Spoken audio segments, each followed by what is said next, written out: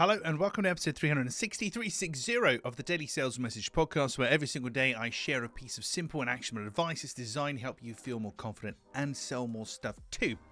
Today we're talking about, or I'm asking you the question, do you have a sales blind spot? Do you have a sales blind spot?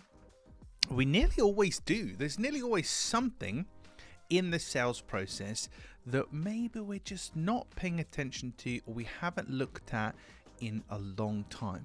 So what I'd like to do today is get a pen and a piece of paper and think about, from start to finish, from who your ideal buyer is, to when they need you and what they're going to buy from you, to where you're able to find them, ideally in groups, what you say to them to get them interested, how you pitch them and get them to buy from you. What does your offer look like?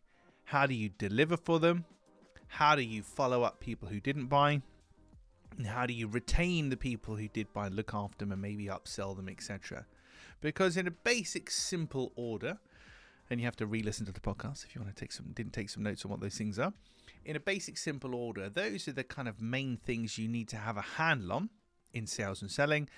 And throughout those 7 or 8 different sections, there will be blind spots. Maybe you don't know when your buyer needs you. Maybe you don't know how we're going to retain them or upsell them. Or maybe we don't know who our ideal client is 100%, whatever. There's no shame in that. There's no judgment. But the more sales blind spots you have, the less you'll be able to sell. It's as simple as that. And any sales blind spots you have are also going to dent your confidence, because if you don't know something, if something is unknown to you or it's in mystery, it's in the way, it's going to affect your confidence. It's going to make life a lot harder. So today I want you to think about, what are your sales blind spots? Go through the process, your sales process from start to finish, of who your buyer is and where you find them and what they're buying and how we look after them, etc., etc. Find the questions you can't answer and answer them, because there's huge power in that. And it seems like a really mundane, boring task to do, but there's huge power in that, and it sets a great foundation for you for the future.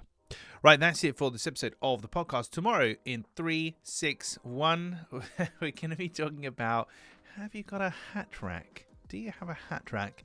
But there's method to my madness. I'll explain more in tomorrow's episode. In the meantime, thank you for listening or watching all the way to the end. I do appreciate it. I'll catch you tomorrow for another exciting edition of the Daily Sales Message.